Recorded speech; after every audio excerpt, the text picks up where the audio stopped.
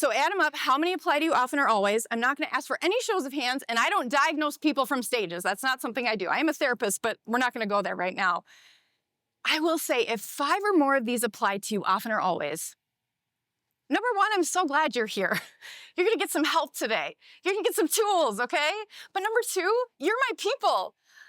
There was a time when all 8 of these applied to me 24/7, and I have some stories you're going to hear, okay? It does and it can get better. Can and does get better, all right? Now, I have to qualify all this by saying, I am all for high standards. Let's all be reaching for the stars, okay? Healthy striving is one thing. Healthy perfectionism can be fantastic, right? Did you know your brain can't tell the difference between self-rejection and rejection from another person? Both are processed in the anterior cingulate cortex, and that's the same area of the brain that processes physical pain, which means that when we're beating up on ourselves, it hurts. It literally hurts. And it also keeps us stuck.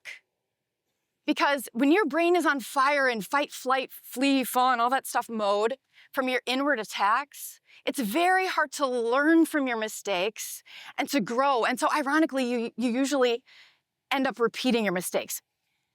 It also keeps you from your purpose. It keeps you from your why.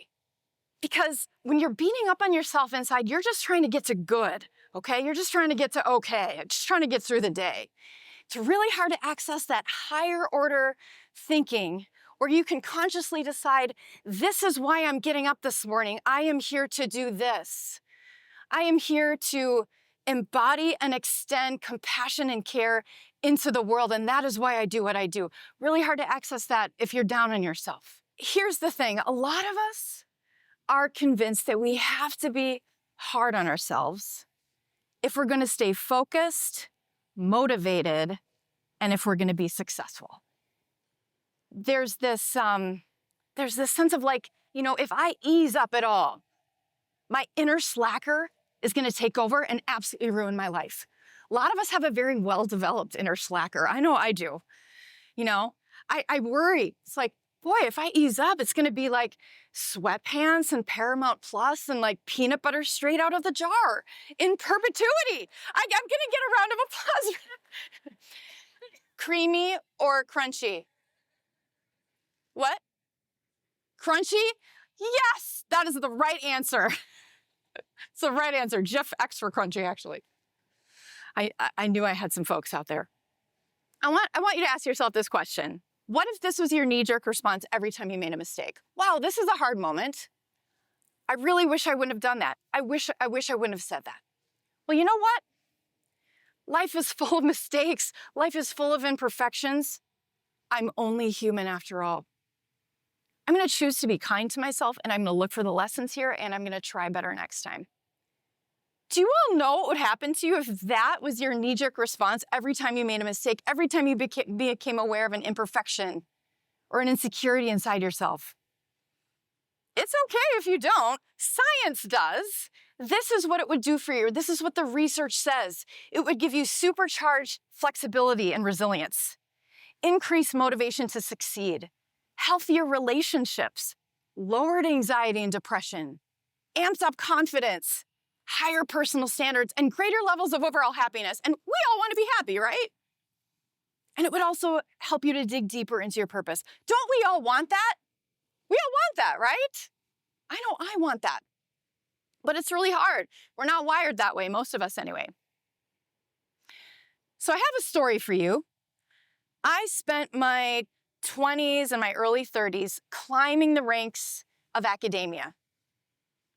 And by the time I was 34, I had arrived. I had gotten a research position at an amazing university on the East Coast.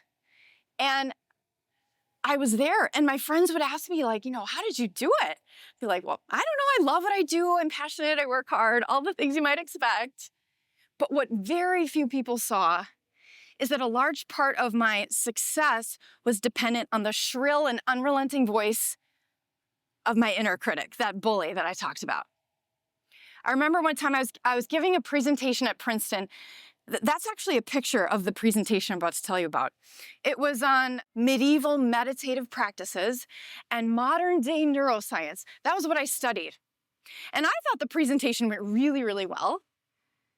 But the whole time there was this gray-haired scholar with his head kind of turned, and he had a scowl on his face the whole time. You can see him in the picture.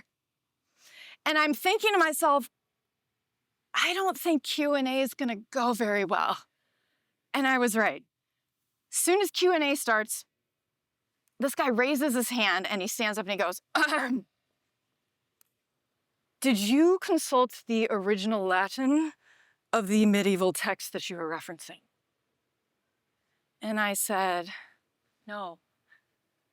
And he said, well, in the original Latin, it seems to indicate that I actually don't remember what he said.